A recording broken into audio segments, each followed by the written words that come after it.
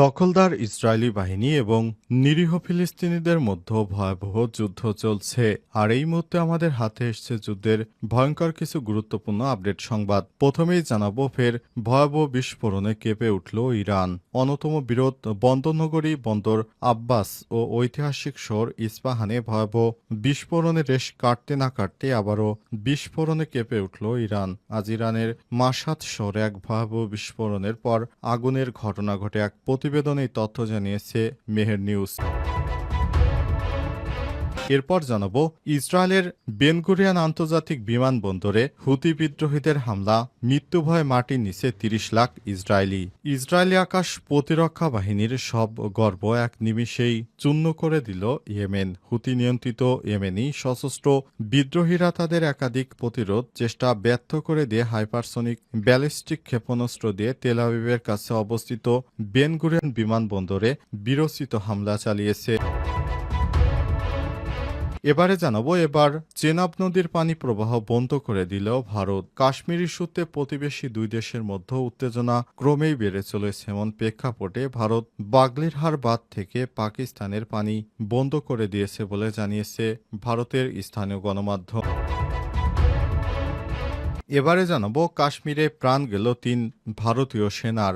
ভারত নিয়ন্ত্রিত জম্মু ও কাশ্মীরের রামবান জেলায় একটি ভারতীয় সেনাবাহিনীর গাড়ি গভীর খাদে পড়ে ৩ সেনা সদস্য নিহত হয়েছে। নিহতরা হলেন অমিত কুমার, সুজিত কুমার এবং মান বাহাদুর। ভারতীয় সংবাদ মাধ্যম এনডিটিভির প্রতিবেদনে বিষয়টি নিশ্চিত করা হয়েছে। এবং সর্বশেষ জানাবো, আওয়ামী লীগকে নিষিদ্ধের বিষয় যা বলেন বিএনপির মহাসচিব মির্জা ফখরুল ইসলাম। বিএনপির মহাসচিব মির্জা ফখরুল ইসলাম আলমগীর আওয়ামী লীগকে নিষিদ্ধের বিষয় বলেছেন, আমরা আওয়ামী লীগকে নিষিদ্ধ করতে চাই, তবে বিষয়টি জনগণ সিদ্ধান্ত নেবে। জনগণের পক্ষ থেকে এ বিষয়ে চূড়ান্ত সিদ্ধান্ত আসতে হবে, কিভাবে আওয়ামী লীগকে নিষিদ্ধ করা যায় বা আওয়ামী লীগের রাজনীতি করতে পারবে কিনা। তবে এ বিষয়ে বিএনপি সরাসরি কোনো মন্তব্য করেনি। তারা বলেছে, আগে আওয়ামী লীগ যারা দোষী রয়েছে তাদেরকে বিচারে আওতায় আনতে হবে। প্রিয় দর্শক, এতক্ষণ শুনছিলেন সংবাদ শিরোনাম, এবারে বিস্তারিত। তবে তার আগে বন্ধুরা, অনুরোধ থাকবে সংবাদটিতে একটি লাইক দিন। এই চ্যানেলে আপনি নতুন হয়ে থাকলে আমাদের সংবাদটি দেখতে দেখতে চ্যানেলটি সাবস্ক্রাইব করে রাখুন। কমেন্ট করে বন্ধুরা আপনার মূল্যবান মতামত জানিয়ে দিন আপনি বিশ্বের কোন দেশ থেকে বা বাংলাদেশের কোন স্থান থেকে আমাদের সংবাদটি দেখছেন এবং শুনছেন। আর বন্ধুরা, গাজা যুদ্ধে নিরীহ ফিলিস্তিনিদের ভালোবেসে থাকলে কমেন্টে ইয়েস লিখে বিশ্ববাসীকে জানিয়ে দিন। এবারে বিস্তারিত। এবার চেনাব নদীর পানি বন্ধ করে দিল ভারত। কাশ্মীর ইস্যুতে প্রতিবেশী দুই দেশের মধ্যে উত্তেজনা ক্রমেই বেড়ে চলেছে। এমন প্রেক্ষাপটে ভারত বাগলিহার বাঁধ থেকে পাকিস্তানে পানি প্রবাহ বন্ধ করে দিয়েছে। ভারতের স্থানীয় গণমাধ্যম বিষয়টি নিশ্চিত করে। সূত্রের বরাত থেকে জানা গেছে, চেনাব নদীর উপর নির্মিত বাগলিহার বাঁধে ভারতের এই পদক্ষেপের পাশাপাশি কিষণগন্ধা বাঁধেও, যেটি ঝিলাম নদীর উপর একই ধরনের পদক্ষেপ নেয়ার পরিকল্পনা করছে দিল্লি। জম্মুর রামবানে অবস্থিত বাগলিহার বাঁধ এবং উত্তর কাশ্মীরে অবস্থিত কিষণগঙ্গা বাঁধ, এ দুটি জলবিদ্যুৎ প্রকল্প ভারতের জন্য পানির প্রবাহের সময় নিয়ন্ত্রণ করার সুযোগ তৈরি করে দেয়। আজ এক প্রতিবেদনে এমনটাই জানিয়েছে ইকোনমিক টাইমস। জম্মু কাশ্মীরের পহেলগাঁয়ে সম্প্রতি সন্ত্রাসী হামলায় ২৬ জন নিহত হওয়ার পরেই ভারত গত কয়েক দশকের পুরনো চুক্তি স্থগিত করার সিদ্ধান্ত নেয়। বিশ্বব্যাংকের মধ্যস্থতায় স্বাক্ষরিত সিন্ধু পানি ইন্ডুস ওয়াটার টেরিটরি ১৯৬০ সাল থেকে সিন্ধু নদী ও এর উপর উপনদীগুলোর পানি বন্টন নিয়ে ভারত ও পাকিস্তানের মধ্যে কার্যকর ছিল। তবে পহেলগাঁয়ের হামলার ঘটনায় একদিন পর ২৩ এপ্রিল ভারত একতরফাভাবে গুরুত্বপূর্ণ এই পানি বন্টন চুক্তি বা সিন্ধু পানি চুক্তি স্থগিত করে দিয়েছে। এর পরদিনে অর্থাৎ ২৪ এপ্রিল পাকিস্তান পাল্টা হুঁশিয়ারি দিয়ে জানায় যে তারা ১৯৭২ সালে সিমলা চুক্তি কার্যকরভাবে স্থগিত করতে পারে এবং ভারতের জন্য আকাশ সীমা বন্ধ। ফের ভয়াবহ বিস্ফোরণে কেঁপে উঠল ইরান। অন্যতম বিরোধ বন্দরনগরী বন্দর আব্বাস ঐতিহাসিক শহর ইস্পাহানে ভয়াবহ বিস্ফোরণ রেশ কাটতে না কাটতে আবারও বিস্ফোরণে কেঁপে উঠল ইরান। আজ ইরানের মাশহাদ শহরে এক ভয়াবহ বিস্ফোরণের পর আগুনের ঘটনা ঘটে। পুরো এলাকায় আতঙ্ক ছড়িয়ে পড়ে। প্রাথমিক তথ্য অনুযায়ী বিস্ফোরণটি মাশহাদ শহরের একটি মোটরসাইকেল কারখানায় ঘটে এবং এরপর সেখানে আগুন লাগার পর তা দ্রুত ছড়িয়ে পড়ে। এই ঘটনার পরপরই ফায়ার সার্ভিসের একাধিক দল ঘটনাস্থলে পাঠানো হয়েছে এবং আগুন নিয়ন্ত্রণে আনার অভিযান চলছে। মাসাত ফায়ার সার্ভিসের প্রধান জানিয়েছেন, একটি 4,000 বর্গ কিলোমিটার জায়গা জুড়ে বিস্তৃত টায়ার এবং হার্ডবোর্ডের গুদাম সম্পূর্ণভাবে আগুনে পুড়ে গেছে। তবে এই ঘটনায় এখন পর্যন্ত হতাহতের কোনো খবর পাওয়া যায়নি। আগুন লাগার কারণে বিস্তারিত তদন্ত শুরু হয়েছে। এদিকে ঘটনার একটি ভিডিও ফুটেজ ইতিমধ্যেই সামাজিক যোগাযোগ মাধ্যমে ছড়িয়ে পড়ে, যাতে আগুনের বিশালতা এবং ধোঁয়ার কুণ্ডলী স্পষ্টভাবে দেখা যাচ্ছে। এর আগে গত 26শে এপ্রিল বন্দর আব্বাসের বন্দরে বিস্ফোরণের ঘটনা ঘটে। ভয়াবহ এই বিস্ফোরণে এখন পর্যন্ত 70 জনের মৃত্যু হয়েছে। এছাড়াও আহত হয়েছে 5 শতাধিক মানুষ। এর 4 দিন পর ইরানের ঐতিহাসিক শহর ইস্পাহানের একটি গুদামে বিস্ফোরণের ঘটনা ঘটে। 30শে এপ্রিল সকালে এই ঘটনায় একজন নিহত এবং 2 জন আহত হন বলে জানায় ইরানি কর্তৃপক্ষ। ইসরায়েলের আন্তর্জাতিক বেন গুরিয়ন বিমানবন্দরে ক্ষেপণাস্ত্র হামলা, মৃত্যুভয়ে মাটির নিচে 30 লাখ ইসরায়েলি। ইসরায়েলি আকাশ প্রতিরক্ষা বাহিনীর গর্ব সব। ইসরায়েলের আন্তর্জাতিক বেন গুরিয়ন বিমানবন্দরে ক্ষেপণাস্ত্র হামলা, মৃত্যুভয়ে মাটির নিচে 30 লাখ ইসরায়েলি।